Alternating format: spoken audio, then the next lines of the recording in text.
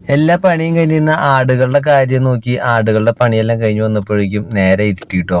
നമ്മുടെ പുല്ലിന് വിരഗുളിക കൊടുക്കേണ്ട സമയമായി ഉണ്ടായിരുന്നു കേട്ടോ.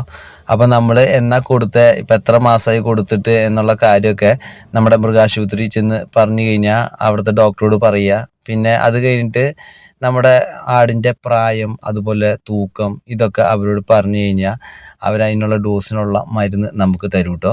ഞാനിവിടെ വിരമരുന്ന് കൊടുക്കുന്നത് ഇതുപോലെ പഴം ജസ്റ്റ് ഒന്ന് കീറി അതിൻ്റെ ഉള്ളിലേക്ക് ഗുളിക വെച്ച് കുറച്ച് പഴത്തൊലിയും കയ്യിൽ കരുതും കേട്ടോ. അങ്ങനെ കരുതി ആദ്യം നമ്മൾ ആ ഗുളിക വെച്ച പഴം കൊടുക്കുകയും അതിൻ്റെ പുറകെ 2-3 പഴത്തൊലിയോടെയും കൊടുക്കും. അങ്ങനെ കൊടുക്കുമ്പോഴേക്കും അവൻ അതിൻ്റെ ആ കഴിക്കുന്ന തിടുക്കത്തിൽ അവൻ കഴിക്കും കേട്ടോ. പിന്നെ അവന് ഭയങ്കര ഇഷ്ടമാണ് കേട്ടോ കടല. കുറച്ച് കടലയും നമ്മൾ കൊടുത്തു. നമ്മളുടെ ആട്ടുമുട്ടിനും നമ്മളുടെ പെട്ട കുഞ്ഞുങ്ങൾക്കും അതുപോലെ തന്നെ പ്രസവിച്ച് നിൽക്കുന്ന ആടുകൾക്കൊക്കെ നമ്മൾ ഇതുപോലെ വിര ഇളക്കാറുണ്ട് കേട്ടോ. പിന്നെ ചെനയുള്ള ആടുകൾക്കൊന്നും വിര ഗുളിക കൊടുക്കില്ല. ചവിട്ടിക്കുന്നതിനേക്കാൾ മുമ്പ് തന്നെ നമ്മൾ അവരെ വിരയൊക്കെ ഇളക്കി സെറ്റാക്കി നിർത്തും പെട്ടകൾക്ക്. അതിനുശേഷമാണ് നമ്മൾ ചവിട്ടിക്കാറ്. അപ്പോൾ വീഡിയോ ഇഷ്ടപ്പെട്ട് കഴിഞ്ഞാൽ ഒന്ന് സപ്പോർട്ട് ചെയ്യണേ.